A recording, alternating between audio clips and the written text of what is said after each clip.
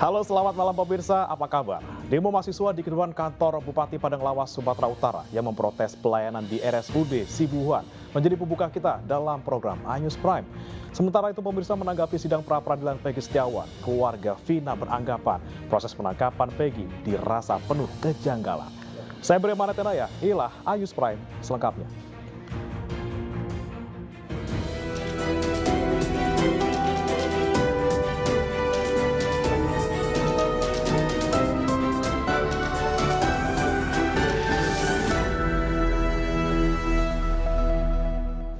Pemirsa, kericuan mewarnai penggusuran sejumlah rumah di kawasan Mandalika, Lombok Tengah. Warga yang rumahnya akan digusur tak segan-segan menghalau petugas dan alat berat.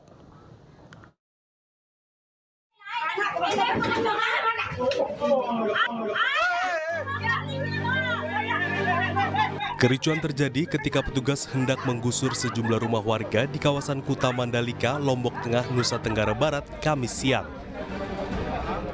Bahkan sempat terjadi aksi saling pukul antara warga dan petugas. Warga yang merupakan pemilik rumah tidak terima rumah mereka digusur, sehingga nekat menghalau petugas beserta alat berat yang hendak merubuhkan rumah. Menurut pengakuan salah satu ahli waris, lahan seluas 300 meter persegi ini diklaim sebagai milik mereka dengan bukti surat jual beli pada 2006 lalu yang ditandatangani pemerintah desa hingga kecamatan. Tidak pernah nanda tangan apa yang tertera di kertasmu, katanya. Minta surat nggak biar kita padukan, tapi dia katanya nggak ada sama sekali. Sementara itu, pengembang kawasan InJourney Tourism Development Corporation membantah bahwa lahan tersebut milik warga, lantaran rumah warga dibangun di atas lahan hak pengelolaan lahan 13 ITDC. Terkait penggusuran ini, pihak pengembang pun bersedia memberi tali asi sebagai ganti bangunan dan biaya pemindahan. Namun hingga saat ini, warga belum merespon tawaran tersebut. Kalau saya membaca dari pemberitaan-pemberitaan yang ada, itu dinyatakan kita tidak memberikan ganti rugi. Jadi tidak ada ganti rugi. Karena kita tidak melakukan transaksi jual beli lahan. Tapi kami sediakan tali asing, biaya pemindahan dan biaya untuk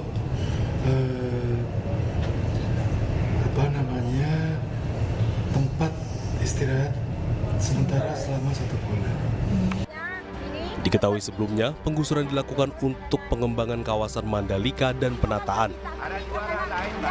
Dari Lombok Tengah, Nusa Tenggara Barat, Emma Widiawati, iNews melaporkan. Sebuah swalayan di Jalan Jatiwaringin, Cipinang Melayu, Jakarta Timur terbakar pada Jumat pagi. Kebakaran yang diduga terjadi akibat korsleting listrik ini mengakibatkan kepulan asap tebal di dalam swalayan berlantai 3.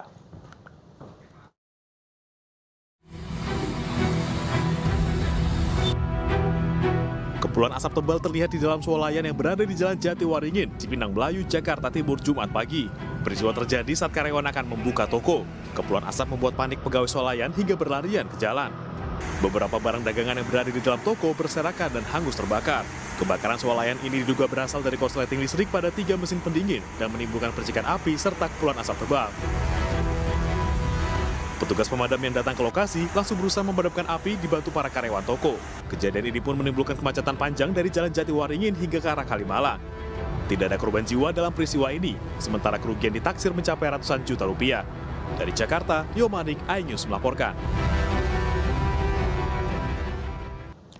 Pada momen libur sekolah, selain kereta api jarak jauh, lonjakan penumpang juga terjadi pada komuter lain rute Yogyakarta-Solo di stasiun Yogyakarta.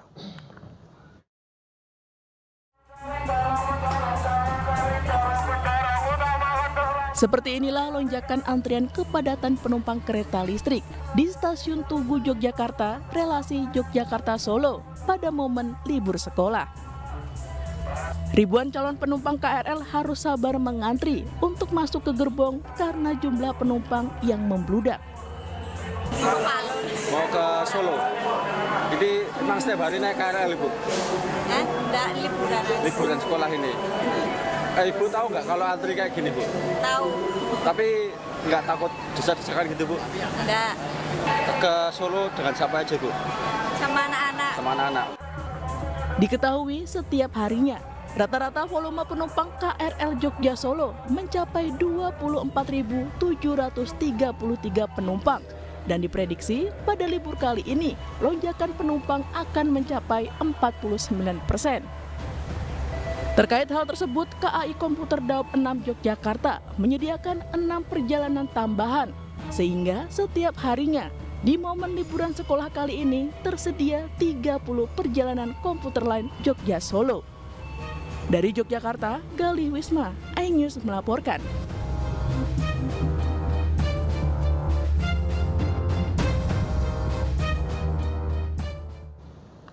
Dari Yogyakarta kita beralih ke Bogor, Jawa Barat. Pemirsa, jelang libur akhir pekan, arus lalu lintas di kawasan wisata Puncak terpantau ramai lancar. Sebelumnya pada Jumat siang sempat terjadi kepadatan di wilayah yang sama.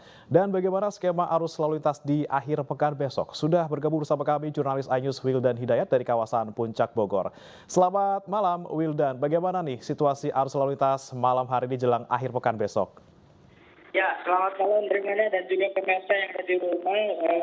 Pada malam hari ini terpantau arus lalu lintas di kawasan wisata Puncak cukup ramai lancar. Namun demikian tadi siang sempat terjadi kemacetan sekitar pukul 13 hingga pukul 15. Seperti sudah hal biasa terjadi kemacetan di wilayah Cisarua, Megamendung dan Simpang Gadok.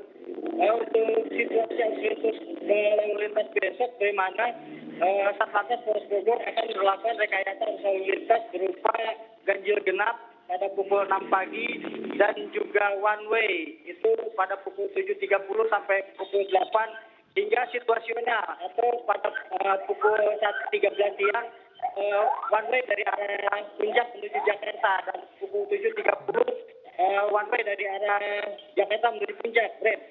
Ya, Wildan, ini kan kalau di Jakarta dari tadi siang ke sore ini sempat hujan deras. Apakah di Bogor juga terjadi hujan dan apakah ada prediksi besok ini di akhir pekan akan terjadi hujan juga di kawasan Bogor?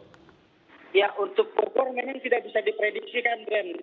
Mengingat kawasan Kabupaten Bogor ini cukup sejuk dan memang bisa terjadi suatu hujan antara pukul 15 sore dan hingga pukul 17 sore, demikian.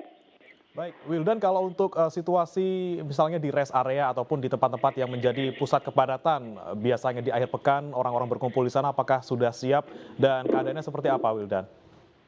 Ya, situasi arus lalu lintas di tempat rest area atau seperti terpantau di gambar bahwa beberapa titik yang memang menjadi tempat-tempat nongkrong atau tempat-tempat untuk singgah para wisatawan, mengingat di Puncak saat ini memang sudah banyak yang sudah dibongkar pada beberapa minggu pekan.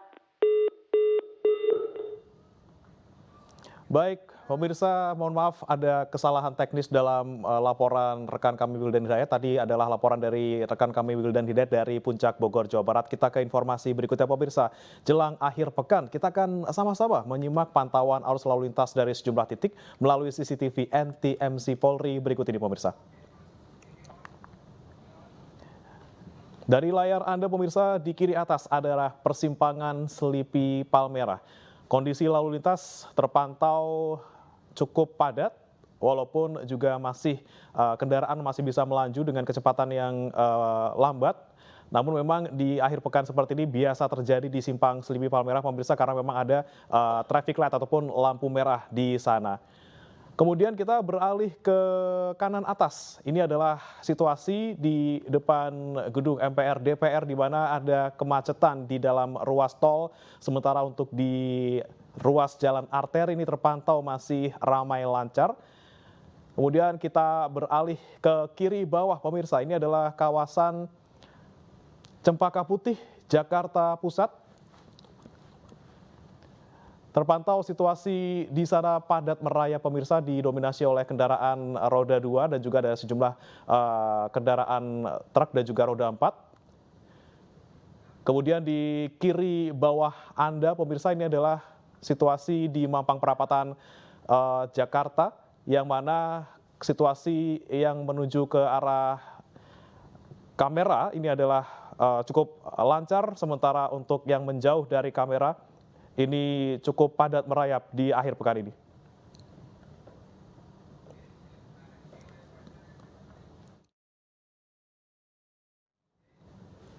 Kita ke informasi lainnya pemirsa, sidang lanjutan pra-peradilan Peggy Setiawan digelar pagi tadi di Pengadilan Negeri Bandung, Jawa Barat dengan agenda penyerahan kesimpulan. Dan dalam kesimpulannya pemirsa, kuasa hukum Peggy meminta status tersangka Peggy digugurkan. Kuasa hukum Peggy berharap hakim bisa memutus permohonan pra-peradilan dengan seadil-adilnya sesuai dengan fakta di persidangan. Kuasa hukum Peggy pun meminta agar Peggy Setiawan segera bebas karena Peggy tidak terlibat dalam kasus pembunuhan Vina dan Eki. Mereka tetap yakin pada dalil-dalil permohonan bahwa polisi dinilai telah melakukan salah tangkap. Adapun dokumen kesimpulan dari pemohon dan termohon tidak dibacakan, namun langsung diserahkan kepada hakim.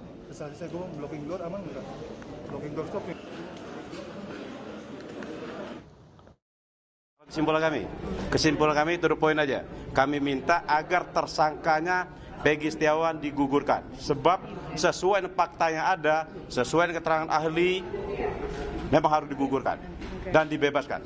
Intinya sana. Kalau dari jumlah berkas ada berapa halaman mungkin Pak? Dari session next. Banyak kami tadi?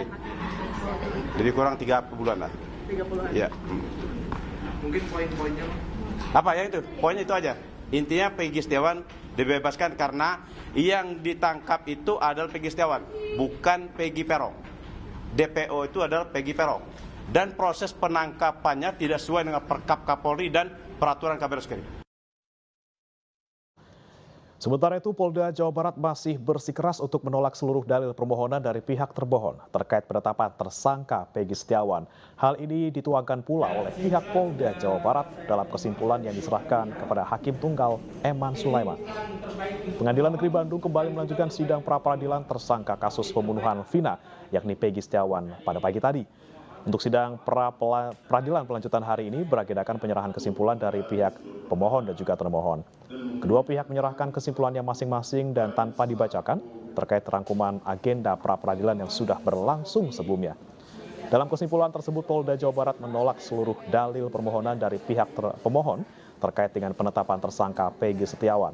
Hal ini dikarenakan Polda Jawa Barat selaku pihak termohon masih meyakini prosedur yang dilakukan untuk penetapan Peggy sebagai tersangka sudah sah.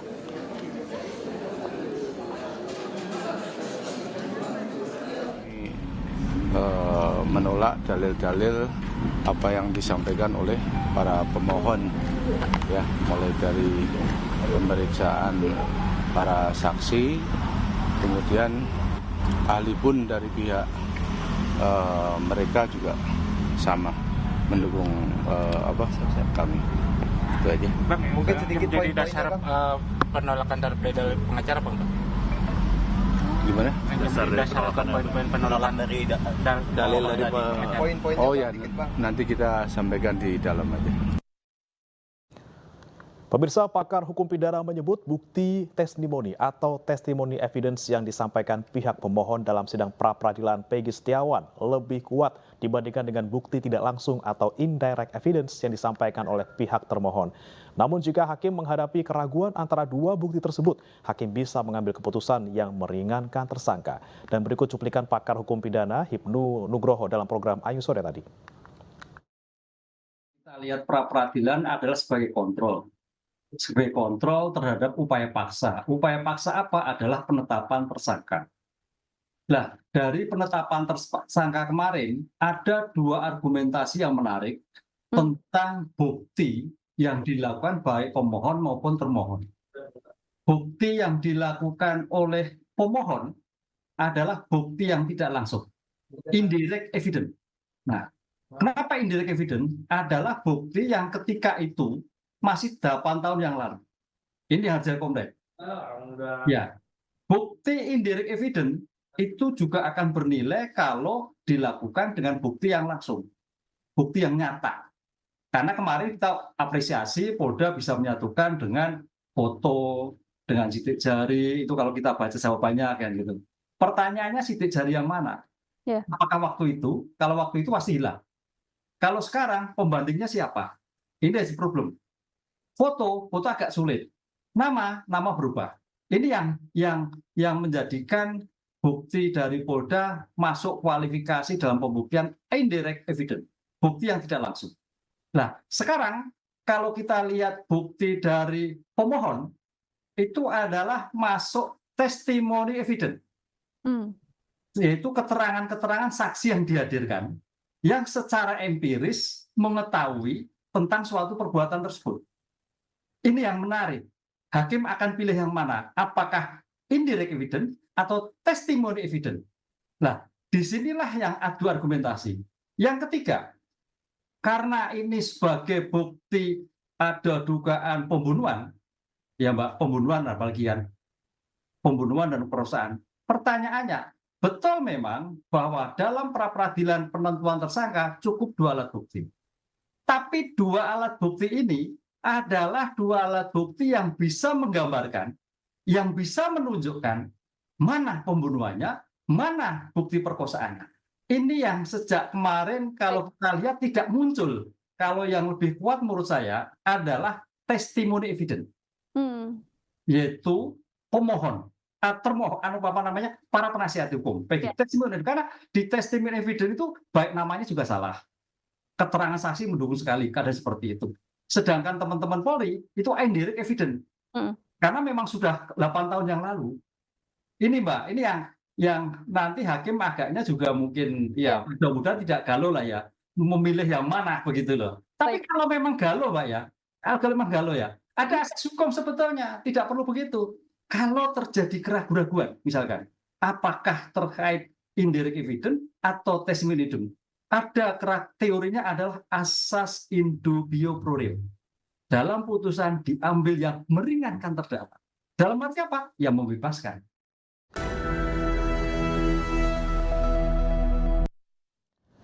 Anda kembali di iNews Prime, pemirsa. Menanggapi sidang pra-peradilan Peggy Setiawan, keluarga Vina yang menjadi korban pembunuhan mengaku tidak yakin jika Peggy merupakan pelaku utama pembunuhan. Pihak keluarga Vina beranggapan proses penangkapan terhadap Peggy dirasa janggal.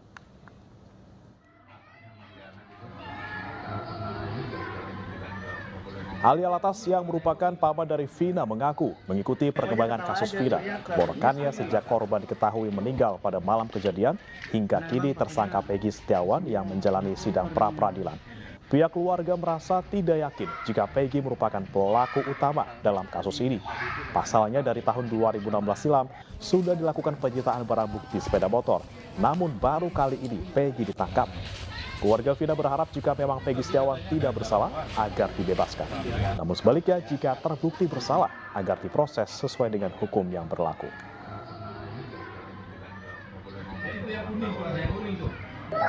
Kalau ditanya masalah keyakinan saya pribadi, saya nggak yakin. Alasannya? Dengan kronologi penangkapannya.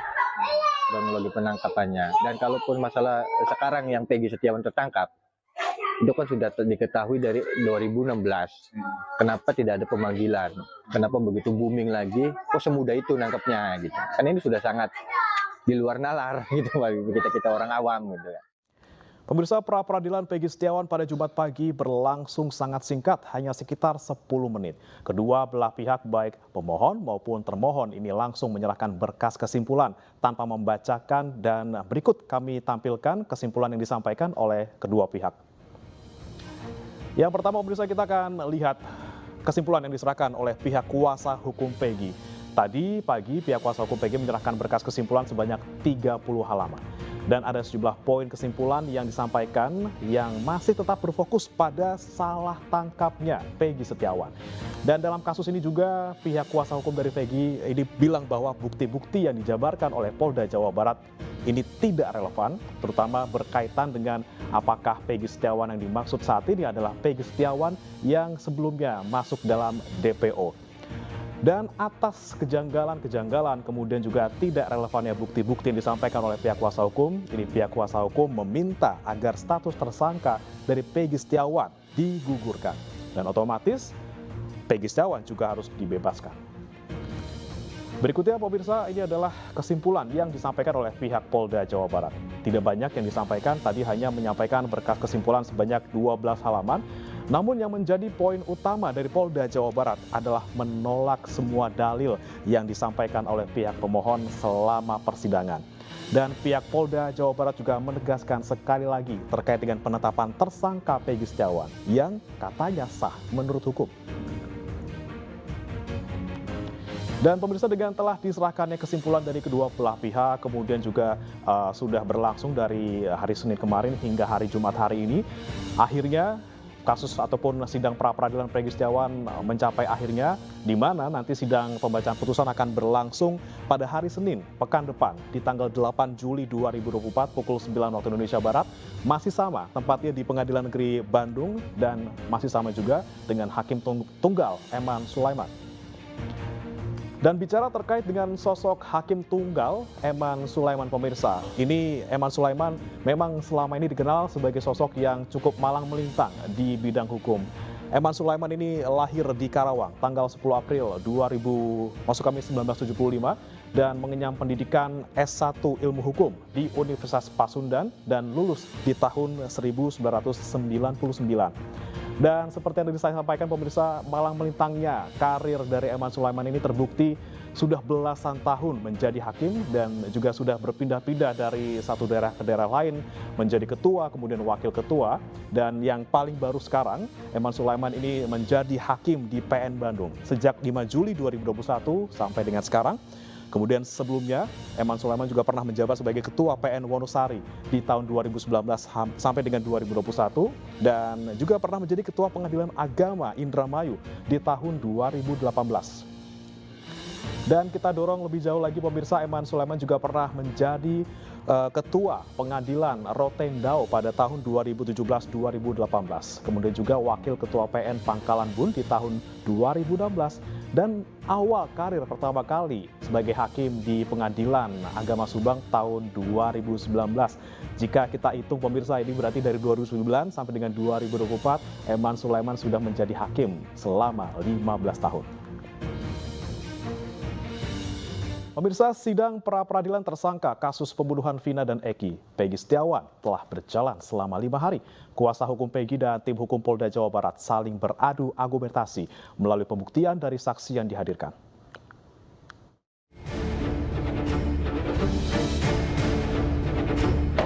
Kubu Peggy Setiawan tersangka kasus pembunuhan Vina dan Eki melawan Polda Jawa Barat melalui gugatan pra-peradilan yang diajukannya. Sidang perdana pra-peradilan atas penetapan tersangka Peggy Setiawan digelar di Pengadilan Negeri Bandung Senin 1 Juli 2024 dengan dipimpin Hakim Tunggal Eman Sulaiman. Sidang perdana dimulai dengan pembacaan permohonan dari pihak Peggy Setiawan. Di hari kedua persidangan Selasa 2 Juli 2024, Polda Jawa Barat selaku termohon membacakan jawabannya atas gugatan pra-peradilan Peggy Setiawan. Polda Jabar menolak seluruh dalil yang disampaikan kubu Peggy Setiawan dalam surat permohonan.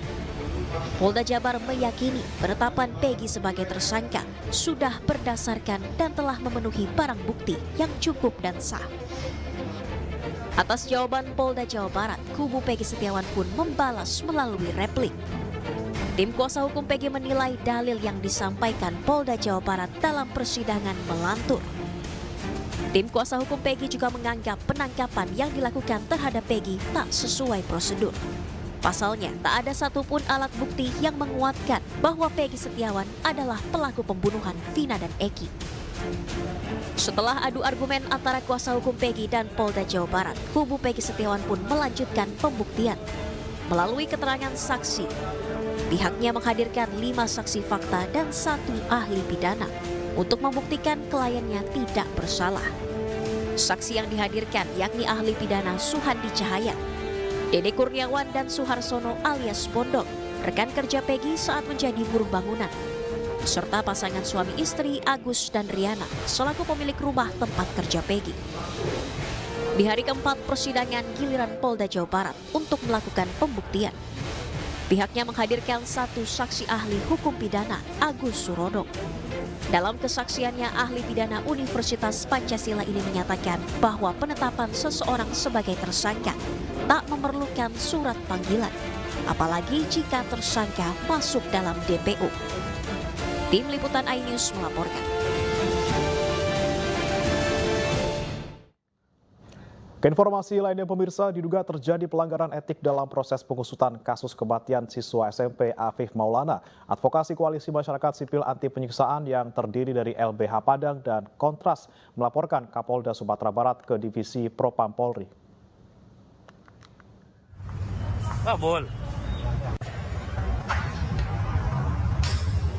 Kapolda Sumatera Barat menyatakan siap menghadapi laporan ke Divisi Profesi dan Pengamanan Propam Polri terkait dugaan pelanggaran etik dalam proses pengusutan kasus kematian siswa SMP Afif Maulana. Hal ini disampaikan oleh Kepala Bidang Humas Polda Sumbar, Kombes Pol Dwi Sulistiawan. Dalam penyelidikan kasus tersebut, aparat kepolisian menegaskan tetap melalui proses yang benar dan sesuai dengan fakta di lapangan.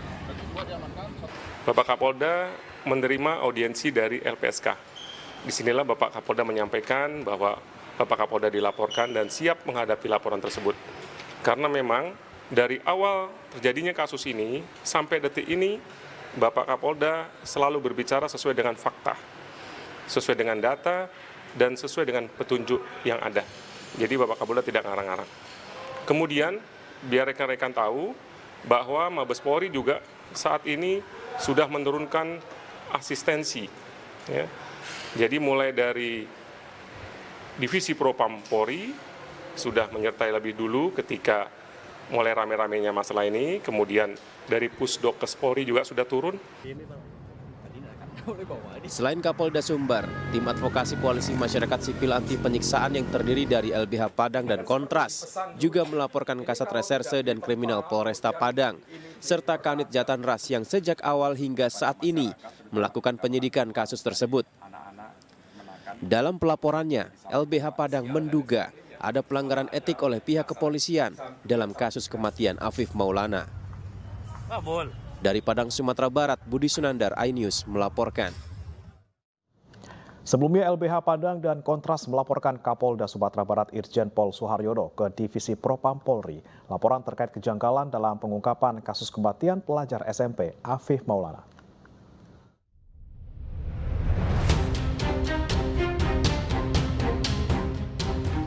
Lembaga Bantuan Hukum Padang bersama Komisi untuk Orang Hilang dan Tindak Kekerasan atau Kontras mendatangi kantor Divisi Propam Polri di Mabes Polri, Jakarta, Rabu lalu.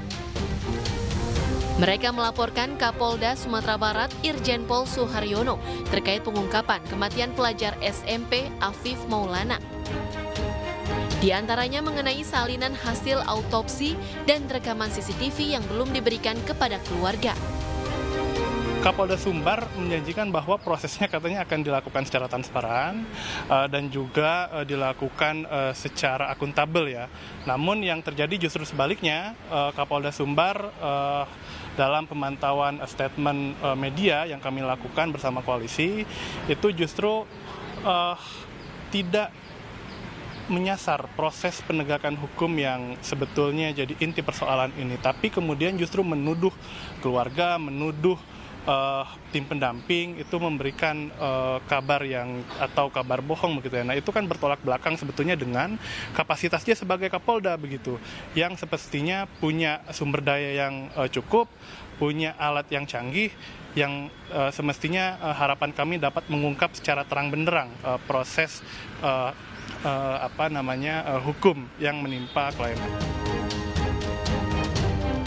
Sebelumnya, Afif Maulana, bocah berusia 13 tahun, ditemukan tewas di jembatan Kuranji, Padang. Menurut polisi, sebelumnya Afif ikut dalam rombongan konvoi remaja yang hendak tawuran. Namun pihak keluarga menemukan kejanggalan pada jasad korban. Di antaranya luka lebam di tubuh Afif. Keluarga korban menduga Afif menerima kekerasan fisik sebelum terjatuh dari jembatan. Tim Liputan iNews melaporkan. Pemirsa, Kementerian Kesehatan membantah adanya wacana mendatangkan 6.000 dokter asing ke Indonesia. Selain itu, Menkes tidak pernah meminta Rektor UNER untuk memberhentikan Dekan FK UNER. Dan ini buntut pernyataannya menolak wacana impor dokter asing.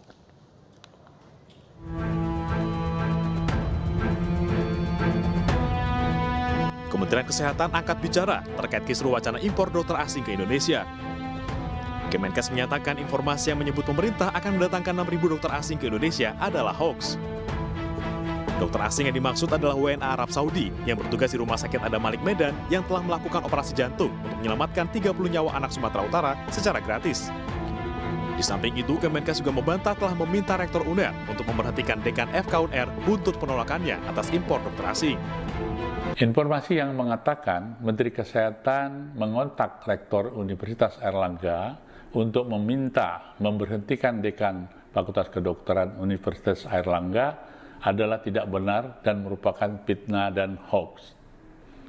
3. Informasi yang beredar tentang Kementerian Kesehatan akan mendatangkan 6.000 dokter warga negara asing adalah juga hoax. 4. Dokter WNA yang dihadirkan oleh Kementerian Kesehatan dan mendapatkan publikasi luas adalah tim dari dokter Arab Saudi yang bertugas di Rumah Sakit Adam Malik Medan, Sumatera Utara, yang telah melakukan operasi jantung kompleks, sedang dan berat, untuk menyelamatkan nyawa 30 anak warga Sumatera Utara secara gratis. Sebelumnya, Dekan FK UNER Budi Santoso dicopot setelah menanggapi informasi yang menyebut adanya wacana impor dokter asing ke Indonesia. Ia menolak wacana tersebut dan menyebut Indonesia masih mampu memproduksi dokter yang berkualitas. Secara pribadi dan institusi, kami dari Fakultas Kedokteran tidak setuju. Ya, saya pikir semua dokter-dokter di Indonesia tidak rela kalau dokter asing bekerja di sini. Dan kita mampu untuk memenuhinya, dan kita mampu untuk menjadi dokter tuan rumah. Upayanya apa, Dok? Ya, kami terus akan memperjuangkan kepada Kemenkes bahwa kami tidak setuju. Pencopotan ini pun ditanggapi Sivitas Akademika FK UNER dengan menggelar aksi menuntut agar jabatan Budi Santoso dikembalikan. Sejumlah guru besar bahkan mengancam mogok mengajar jika tuntutan mereka tidak dipenuhi. Tim Liputan iNews melaporkan. Mantan Menteri Pertanian Syahrul Yassin Limpo membacakan pledoi atau nota pembelaan di Pengadilan Tipikor Jakarta. Dalam pledoinya, SYL merasa dizolimi karena dituntut 12 tahun penjara atas kasus dugaan pemerasan anak buah dan gratifikasi. Mohon berkenan karena di hadapan majelis hakim, SYL menegaskan tidak pernah melakukan perbuatan sebagaimana yang dituduhkan oleh jaksa KPK dalam tuntutan. Ia juga menyinggung rekam jejaknya yang menurutnya menunjukkan karakter kepemimpinan yang tulus dan beritikat baik. SYL mengaku tidak pernah berniat untuk berperilaku korup. Adapun sebelumnya, SYL dituntut 12 tahun penjara dan denda 500 juta rupiah, subsidiar 6 bulan kurungan. Saya berserah diri kepada Allah Subhanahu wa taala atas tuduhan tersebut.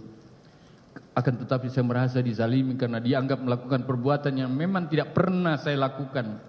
Oleh karena itu dalam pledoi pribadi saya mengelompokkan pada 3 pembahasan pokok yang mulia.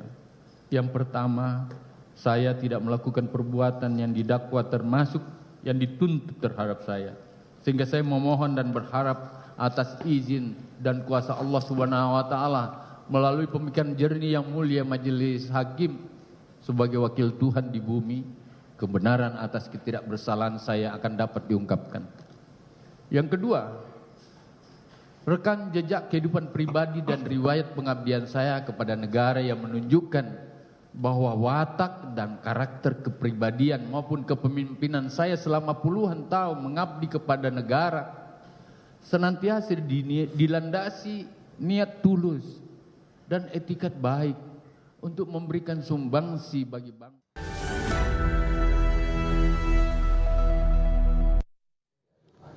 Ada kembali di iNews Prime pemirsa, Ketua Umum PSI Kaisang Pangarep bersilaturahmi ke salah satu relawan Presiden Jokowi dan juga sholat Jumat di kawasan Sunter Agung, Jakarta Utara Jumat siang. Terkait hiruk-pikuk pilkada, Kaisang mengatakan akan memberikan kejutan pada bulan Agustus nanti.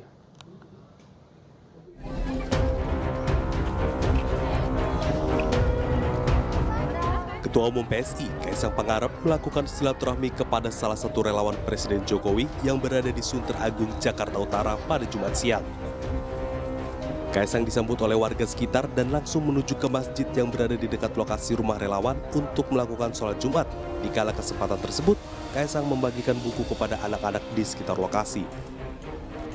Sementara itu, terkait pilkada, Kaisang bersyukur bisa masuk bursa dalam pilkada.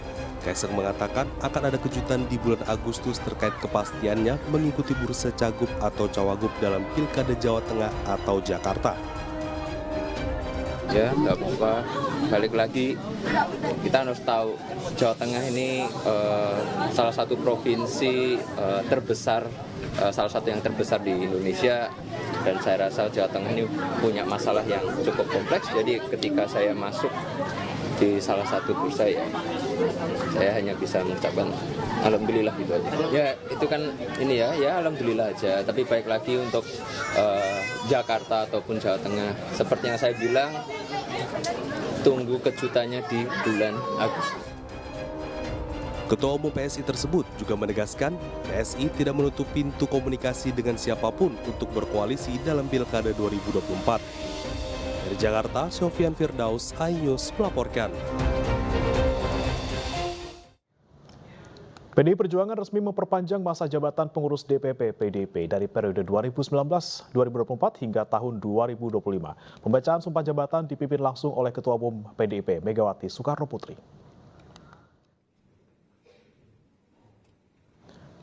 Ketua Umum PDIP Megawati Soekarnoputri memimpin prosesi sumpah jabatan pengurus DPP PDIP masa bakti 2019-2024 yang diperpanjang hingga 2025. Megawati secara langsung membacakan sumpah jabatan yang diikuti oleh seluruh pengurus PDIP yang dilantik. Sejumlah tokoh turut hadir dalam prosesi, diantaranya Ganjar Pranowo yang dilantik sebagai Ketua Bidang Pemerintahan dan Otonomi dan Basuki Cahayapurnama yang dilantik sebagai Ketua Bidang Perekonomian. Megawati menyebut perpanjangan jabatan pengurus DPP ini merupakan hak prerogatifnya sebagai Ketua Umum untuk menyesuaikan jadwal Kongres PDIP yang akan dilaksanakan pada 2025 mendatang. Wakil Bendara Bidang Eksternal, Yuke Jurike.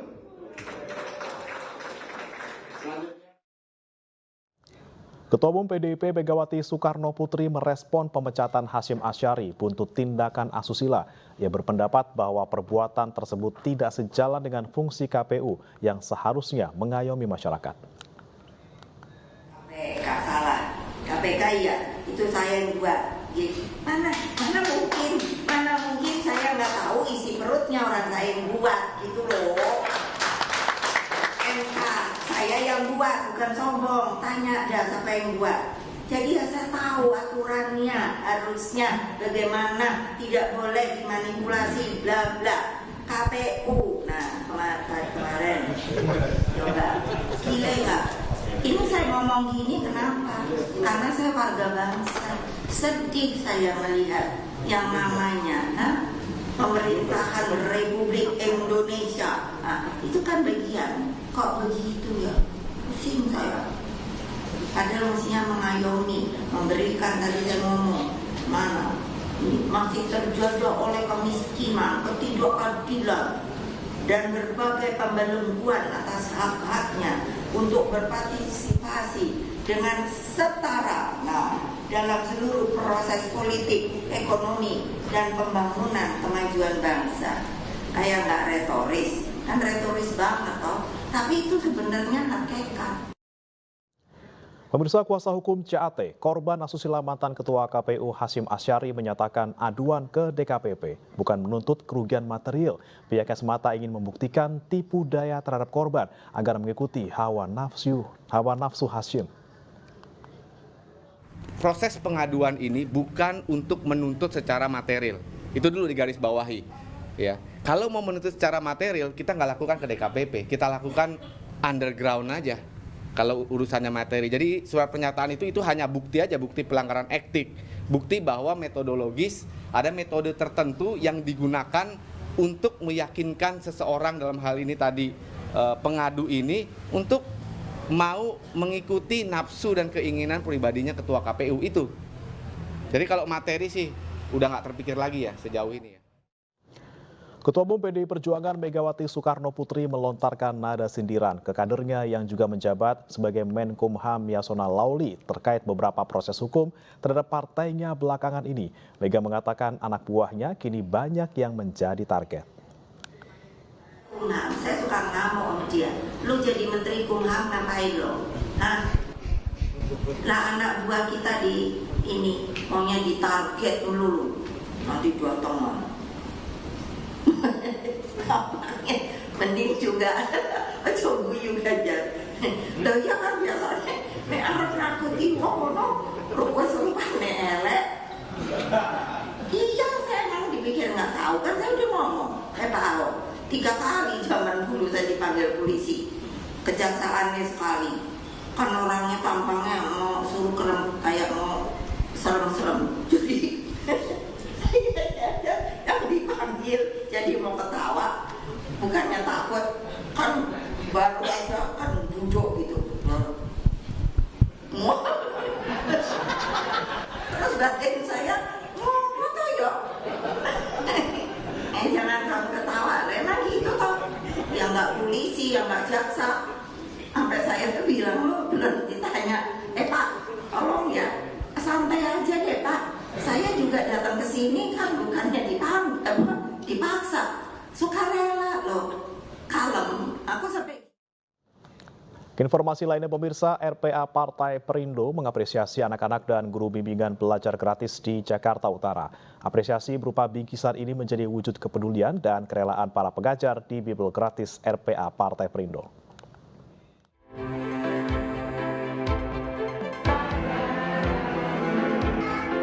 Anak-anak bimbel gratis RPA Perindo di Jalan Warakas, Tanjung Priuk, Kota Jakarta Utara berbahagia setelah mendapatkan bingkisan dari pengurus RPA Perindo. Bingkisan juga diberikan kepada para pengajar sebagai apresiasi atas pengabdiannya untuk mengajar dan membimbing anak-anak kurang mampu dan berkebutuhan khusus. Bimbingan belajar gratis RPA Perindo ini sudah berjalan 2 tahun dan menyasar pendidikan di pemukiman padat penduduk di Jakarta.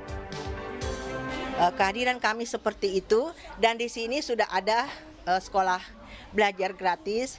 Ya, tadi kan sudah mendengar bagaimana mereka bisa berbicara dalam bahasa Inggris. Kan di sini dilatih mata pelajaran bahasa Inggris maupun matematika. Selain memberikan pendampingan kepada anak dan perempuan korban kekerasan seksual, RPA Perindo juga berkomitmen dalam pengabdian di bidang pendidikan, salah satunya dengan mengadakan bimbel gratis. Dari Jakarta, Niza Sahib, Jaka Samsa, iNews melaporkan.